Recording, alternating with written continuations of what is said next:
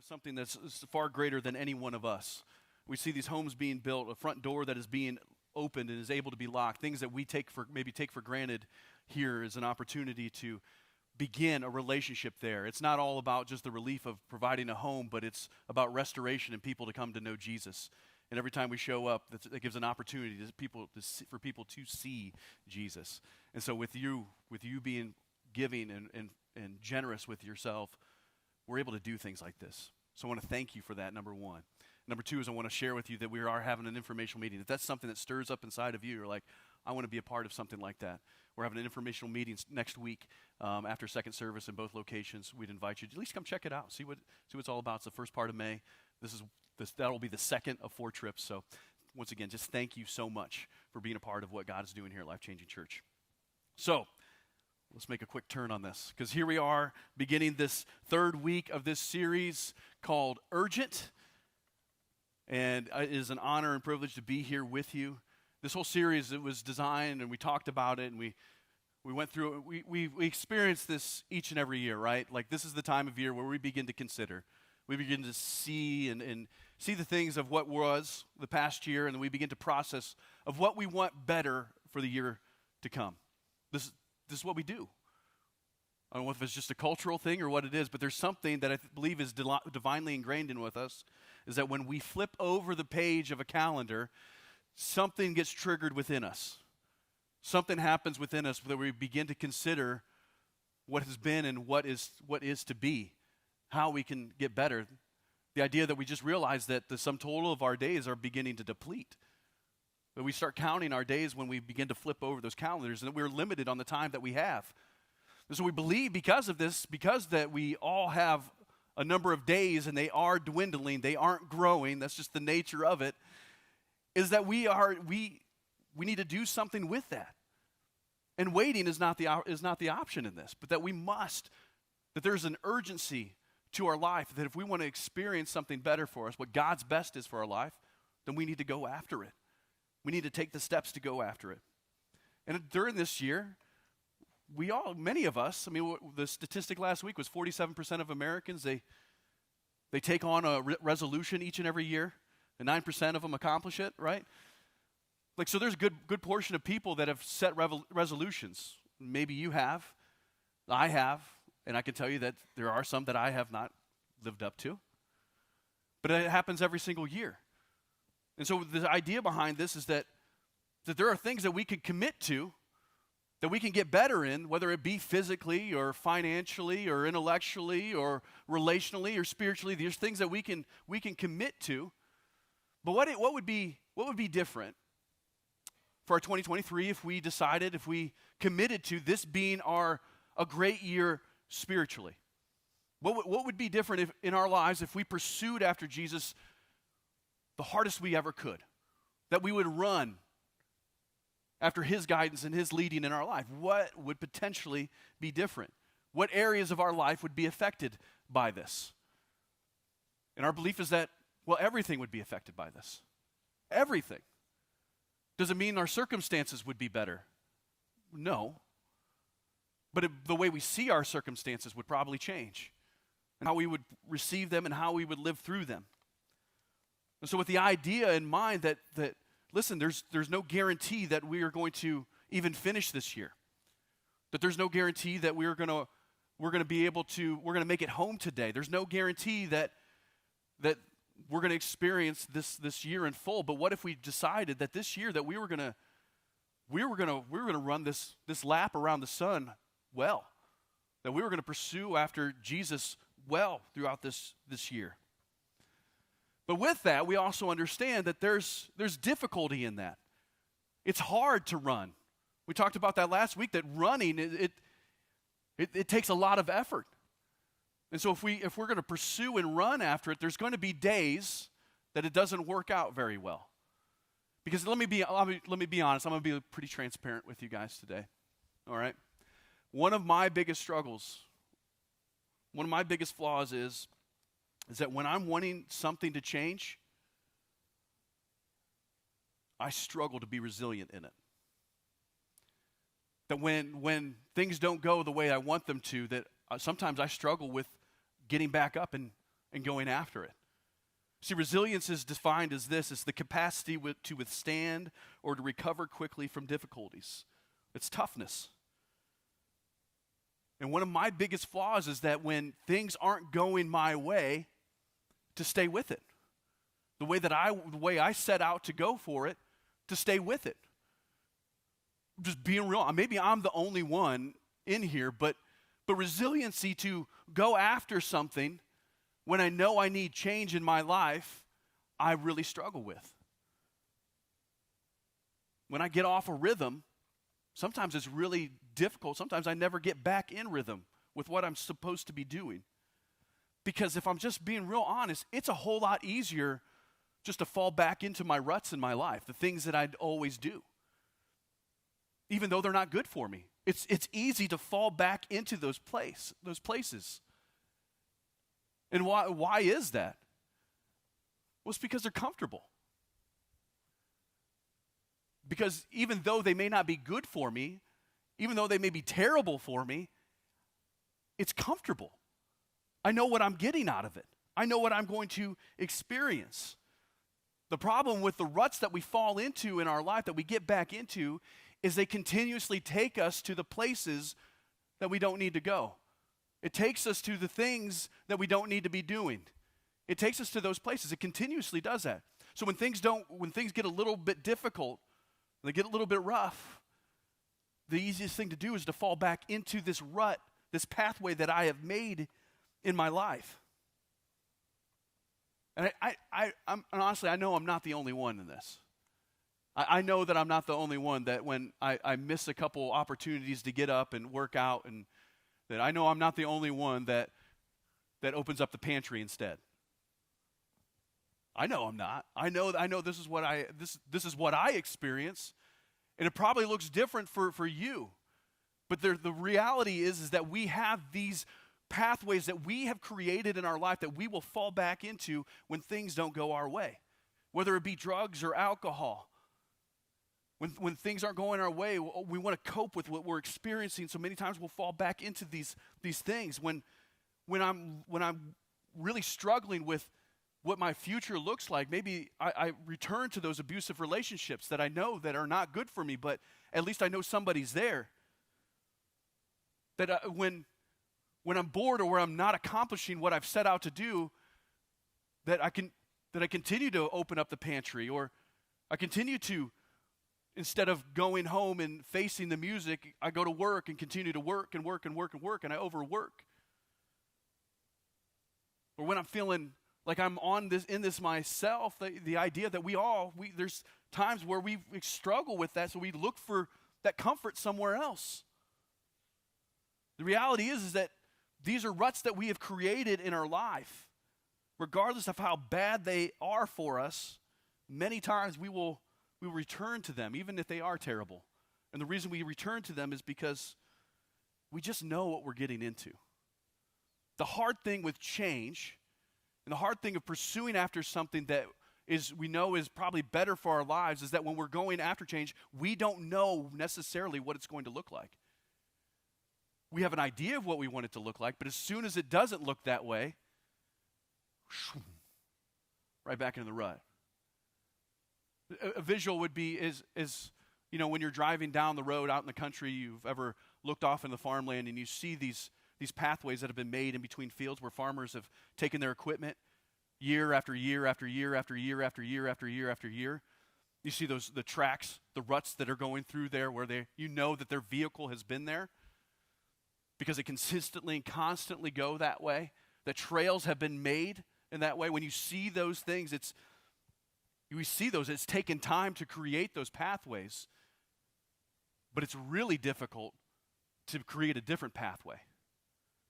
It's hard. It's hard to have change in our life when we have lived in such a way for so long. It's difficult to create a new trail. If you've ever driven down one of those, and I had extended family, they had a family pond.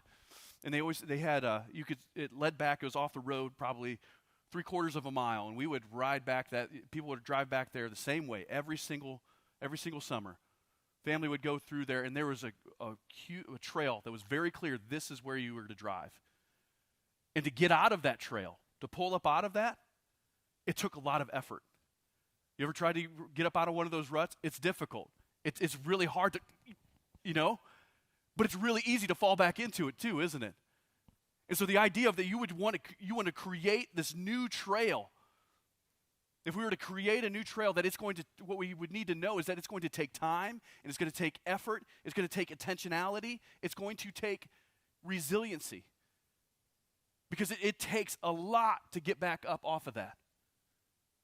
It's really easy to fall back into it, but it's really difficult to get back up out of it. And what I think the important thing for us to understand with this is that we look at that and we go, I don't understand why that is.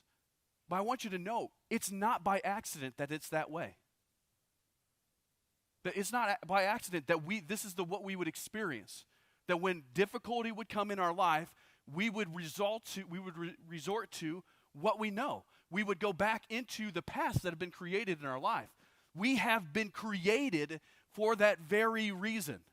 We've been created with that idea that we've been created in this way, that we would resort to a pathway that has been made in our life. God created us this way.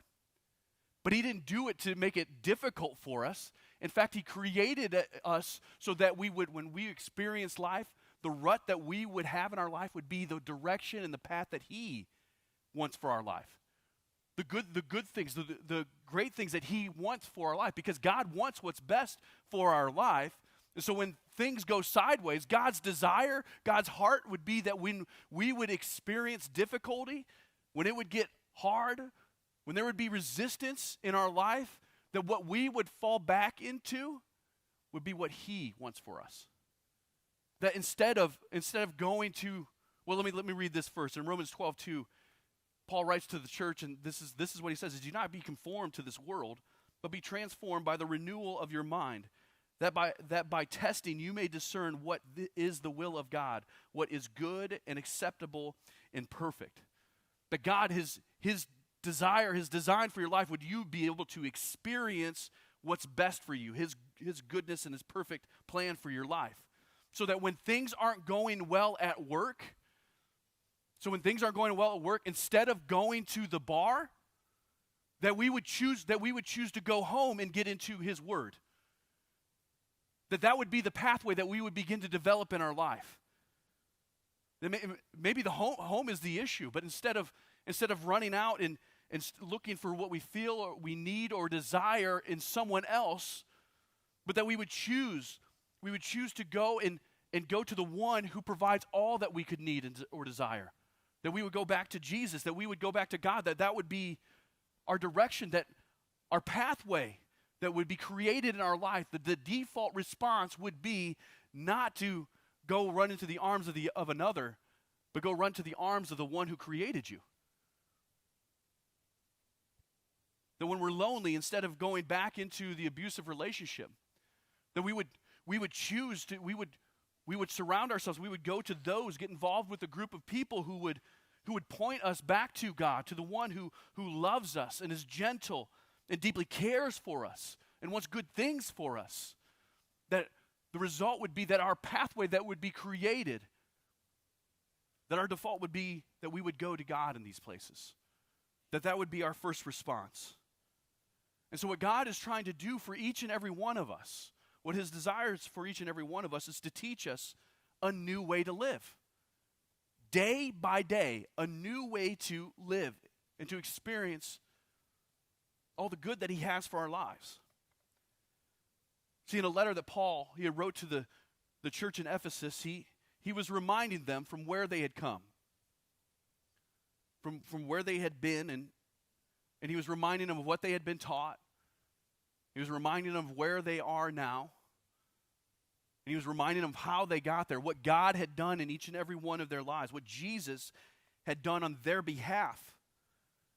And in the middle of that, towards the end of that, he's beginning to encourage them. He's saying, hey, listen, let me encourage you to not return to those old ways of life, but to continue to pursue after, to be resilient and pull yourself up out of those ruts and to pursue after God's best for your life. We see this in Ephesians chapter 4, verse 22. It says this: you were taught with regard to your former way of life. to put off your old self, which is being corrupted by its deceitful desires. See, our old self is constantly trying to pull us back into these old ruts of our lives, these old ways, these old responses of how we would respond to our life when things got a little bit difficult. When things weren't going our way, we would return to this way. This is the natural being of ourself. This is where the direction that it takes us. It's deceitfully calling us back to the old ways. But he's encouraging them and saying, listen, no, you need to put on the new way. You need to put on the new attitude. You need to put on that attitude which is one of humility and one of kindness. That this would be the way that you would choose to go, that you would be reminded. What this tells me, what this tells us, is that if we want to experience God's best for our life, that it takes work, it takes resiliency. That when we would get back into those ruts, we would get back up out of them. What he's telling us is that this is not just a one-time deal, that we say yes to Jesus and everything changes. But it's a lifetime. It's a daily thing that we would put on our new self. That each day we would choose the better path, the better direction for our life. So with that being said, we know this, we've experienced this. I experienced this as frequently, is that as we pursue after our best life spiritually in 2023, at some point, we have to know that not every day is going to be our best. That not every day we're going to wake up and go, you know what, today, it's all about the Lord. That there's going to be times where it's going to be all about me. It's going to be about my desires. That there's going to be times where I am going to fall back into those old ways. But the greatest thing that we can do, because that's the reality of it, it's the reality of there's going to be times where we are going to fall. There's going to be times that we are going to fail. There are going to be those times. So that's not the big deal. Because God isn't looking for perfection. Can I start there? Like, God isn't looking for perfection out of you. Maybe that's the deep breath that you need to take right now and release and be relieved to know that God isn't looking for perfection out of you. He knows that we're going to mess up. What's the most important thing that we can do is what's next after we fall. What we do after that. That is the most important thing that we need to be aware of. It's not that we will fail. It's what we do after we fail. How we would respond. So what do we do with that? I would say so that when we fall, the next thing that we need to do is we need to get up. So when we fall, we need to get up.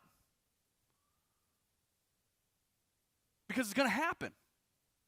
We're going to experience failure in our life. When we're pursuing after Jesus, there are going to be moments where we are going to miss it. But the biggest thing is that we would not stay there. Paul wrote to the Philippians and it says this, as brothers and sisters, I do not consider myself yet to have taken hold of it.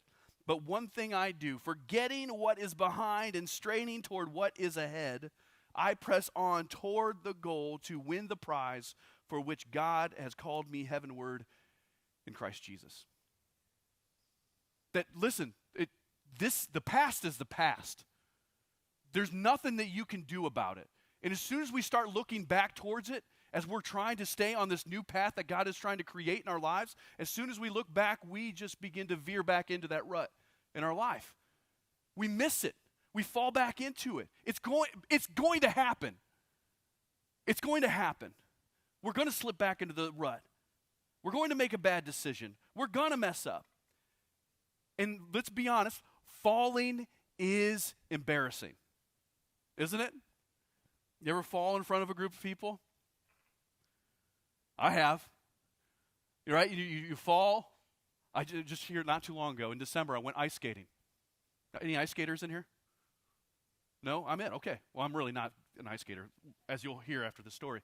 So at 40 years old, ice skating is not the thing to pick up, trust me. It's just not the thing that you're going to be like, I'm going to start doing this. But so I went ice skating with my family. There's a whole ton of people on the ice rink. The ice is all chewed up. I'm skating around with my 6-year-old daughter, and she's ready to start going off on her own in ice skating, so it left me some space. So I'm going to go ice skate a little bit. I'm going to get moving, get some momentum going. And one thing that happened was that my right foot, the toe of my ice skate, began to turn and dip and caught in the ice. But my left skate did not. So you can imagine what happened with this skate.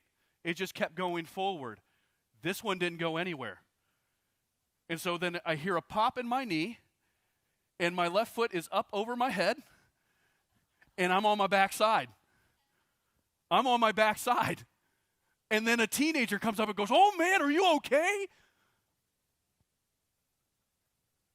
"I'm fine. Yeah, I'm good. I'm good. Like my stomach's in my throat. I want to throw up at this moment. 100 people on the ice. I feel like every single person that saw this. And so what do I? So I lay there for a moment. It's incredibly embarrassing. In fact, I almost venture to guess that there's a video somewhere. I'm telling you, I have this feeling there's a video somewhere, but somebody has been kind enough to me that they haven't presented it to the internet. I appreciate that. But I get up and it takes everything I can. I'm grimacing. My knee is hurting. It's like on fire. I've probably done some damage to it. And I'm like skating around I just need to get there. But as embarrassing as that was, I knew the next thing I needed to do was I needed to get up. I needed to get up. Because the longer I lay there, the more embarrassing it gets. Right? You know what I mean? Falling is embarrassing, but the longer that we stay down, the more embarrassment turns into shame. And that shame, it turns into seclusion. We start to put ourselves off to the side and stay away from people. That seclusion turns into loneliness. We start missing the fact that we start realizing the fact that there's nobody in our life because we've secluded ourselves because of our falling. And that loneliness, eventually it turns into bitterness. It turns into bitterness to the people around us, to God, to our life. We experience this bitterness in our hearts. But we need to understand is that God wants to do something that is so contrary to this. That his desire for our life is knowing that we are going to fall, that knowing that we are going to embarrass ourselves. He wants to do something that is so on the other side of the spectrum to this. Listen to these words in the letter that Paul wrote to the Romans. He says, "Therefore, since we have been justified through faith, that we have peace with God through our Lord Jesus Christ. Through him we gained access by faith into his grace in which we now stand. And we boast in the hope of the glory of God. Not only so, but we also," get ready, "we also glory in our sufferings, because we know that suffering produces perseverance. Perseverance, character, and character, hope." Listen to this. "And hope does not put us to shame, because God's love has been poured out into our hearts through the Holy Spirit who has been given to us." See, God wants to do something completely on the contrary to what we want to do with our lives when we experience failure, when we fall to the ice, when we fall down. God wants us to be lifted back up, to realize that even though it's difficult to get up, even though it may be painful to get up, even though it's hard to pull that vehicle back out of the ruts and create a new path, even though that is difficult, that there is something greater when we do that. There's something greater for us to experience in our life, that there's a character that gets built up in us. I love the fact at the beginning he says justified through faith. Justified through faith, which means that there is a testimony, that there is a word to be spoken in trusting that our way isn't the best way. That when we fall and we trust God and we do what he asks us to do, when we choose to pull out of those old ruts and go into a new pathway in our life, that what is seen, what people will see around us, or that are around us will see, is that it's God who did those things. That he's the one that helped us get through that. But our way is comfortable, so we tend to go back to that route. But we need to understand is that we hear that word suffering at the first end of that. Suffering produces. We don't like that. We don't like the word suffering because it's defined as undergoing pain and distress or hardship. But sometimes we just need to look at that a little bit differently. Because this suffering that we experience it's a matter of perception to each of our circumstances. There's things that we may be the victims to, but there's things that we've done to ourselves. And that it takes some suffering to change those things. Can I tell you what? I believe that suffering is training. Or that training is suffering. You know what I'm saying? Like, it's not fun. It's not fun to start exercising when you haven't exercised in a long time. That's suffering, right? You know what I'm saying? It's suffering not to open the pantry when I'm bored. It's suffering to do things differently than what we know as to be. But there is something good that comes from that. Suffering is getting back up when we don't want to. Suffering is getting back up out of that rut. As difficult as it may be, suffering is going after the best for our lives and choosing God's way as opposed to our way. But getting out of that rut, what that does, it produces something that's good within us. When we go through that suffering, when we choose the better way, what it produces in us is perseverance. It makes us stronger. Suffering makes us stronger. It helps us to see things differently in our life. And that perseverance, what that perseverance does to us, it produces good character in our lives. It makes us better people. When things get tough, we know that God is with us, so we hold on to his promises as opposed to going back to our ways of life. It makes us stronger, it makes us resilient, it makes us better. And I love this. And the character, what that does is it brings us hope. And what does hope not do? It doesn't bring us shame. So God's just trying to do something that is completely on the other side of the spectrum when it comes to this. Our way leads us to all of these other things that shame takes us to. God's way leads us to hope. It leads us to growing, being better in our lives. What I love about this is he's not just like, I'm only going to do this once for you. This is a lifetime deal. In fact, in Lamentations 3:22 through 23, it says this: the steadfast love of the Lord never ceases. His mercies never come to an end. They are new every morning. Every morning. Great is your faithfulness. They are new every single morning. You know what's beautiful about each new year?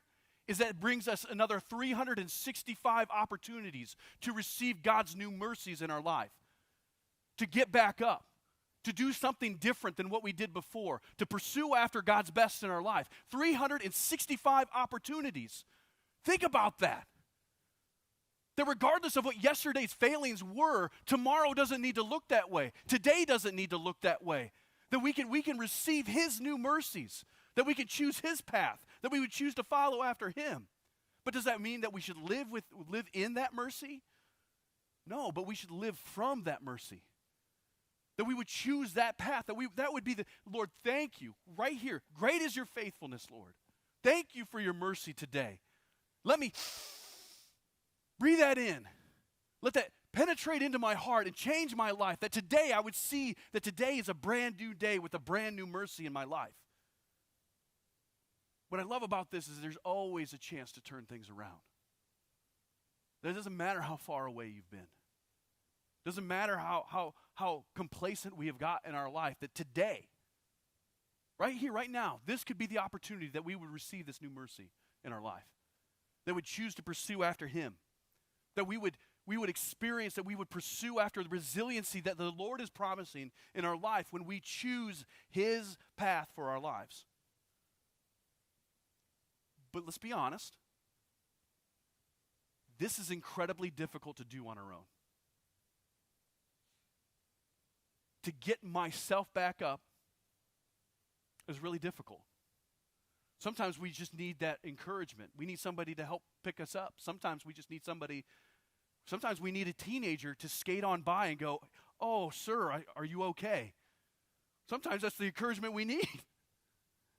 to get ourselves back. We need to have so if we can't get back up, if we can't get up, we need to allow someone to help. We need to allow someone to help. That's very intentional on the wording there.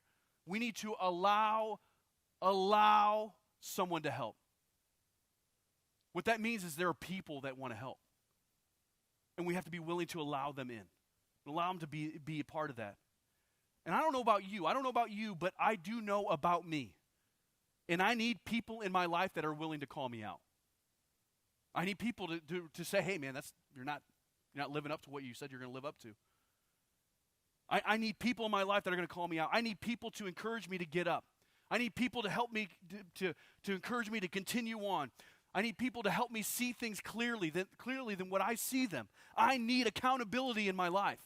I need people in my life that will hold me to the standard that God is choosing for my life. But I'm not alone. We all need it.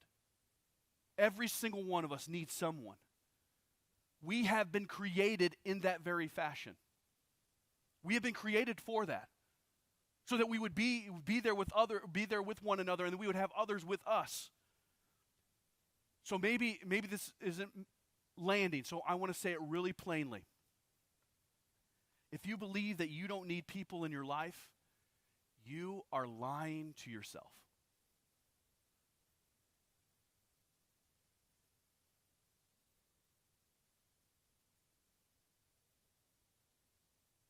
And quite honestly, if 2023 is going to be a great year spiritually, we're going to need people in our lives. We're going to need it. We're going to need people to help us to see things clearly. I want you to listen to the words of Solomon, a man who searched for the meaning of life. He was searching for what brought purpose to life. He tried everything that he could to experience life and to see what really brings purpose to it. And what he determined is that much of what we pursue in our lives, much of what we go after in our lives, are quite simply meaningless. Woohoo! But he's telling us in the book of Ecclesiastes, he goes through and talks about all these things that we pursue after. They're really truly meaningless when it comes down to it. So I want you to listen to this in Ecclesiastes 4. It says this: "Again, I saw something meaningless under the sun. There was a man all alone. He had neither son nor brother. There was no end to his toil, yet his eyes were not content in his wealth. He said, 'For whom am I toiling?' he asked, 'and why am I depriving myself of enjoyment? This too is meaningless, a miserable business.'" Continues on and says, "Two are better than one, because they have good return for their labor. If either of them falls down, one can help the other up. But pity anyone who falls and has no one to help them up. Also, if two lie down together, they will keep warm.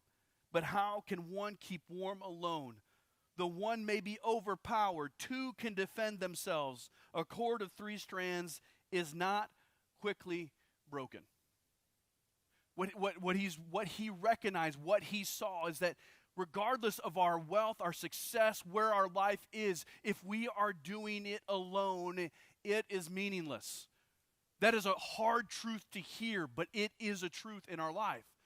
That if there's no one to share in the good and in the bad and everything everywhere in between, there's nothing. It has less meaning to it.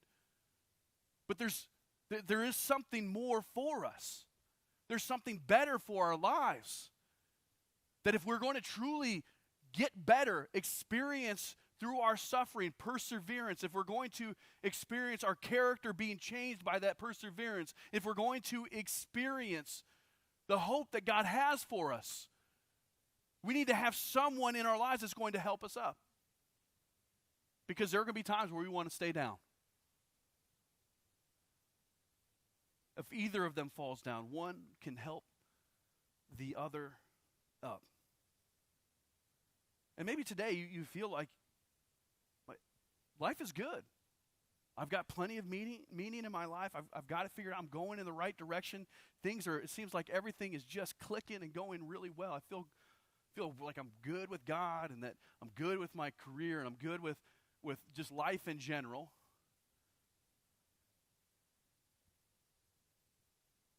Then what we need to understand is if you're in that space, you need to help someone else.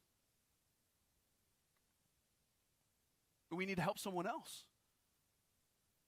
That we need to be involved in someone's life. Paul writes to the Galatians and says this: carry each other's burdens.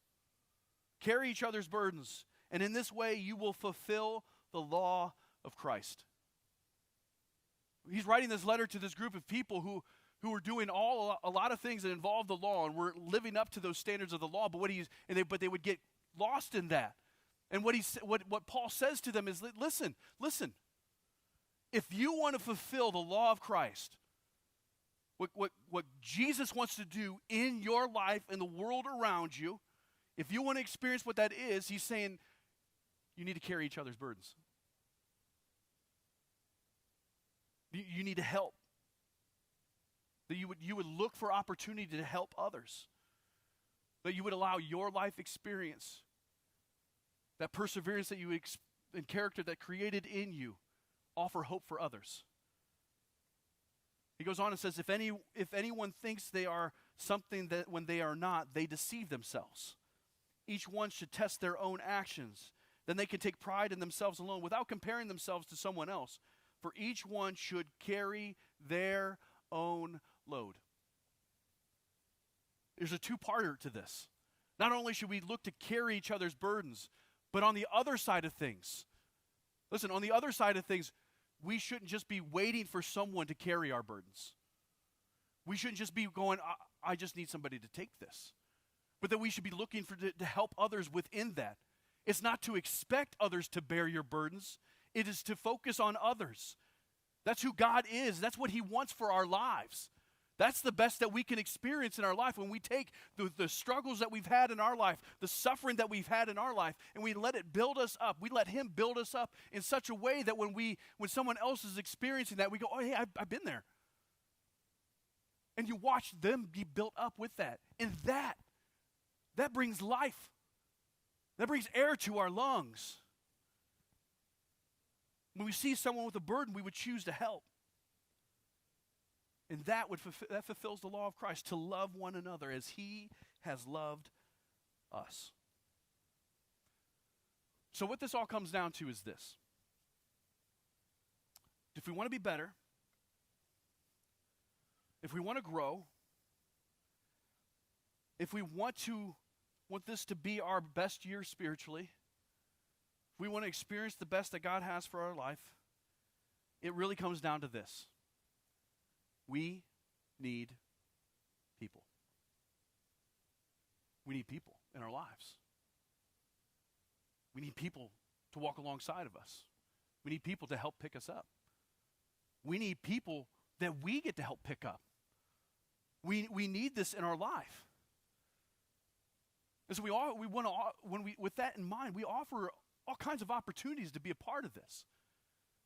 This is what this is about. This is what gathering together is about, is so that we can encourage one another, that we can help each other up, that we can walk through this in life. That's why we do Fight Club and Treasure. That's why we have discussion groups. That's why we do serve teams, is so that you would have people in your life. This morning, one of our faithful servants, one of our faithful volunteers, on her way in, she spun out.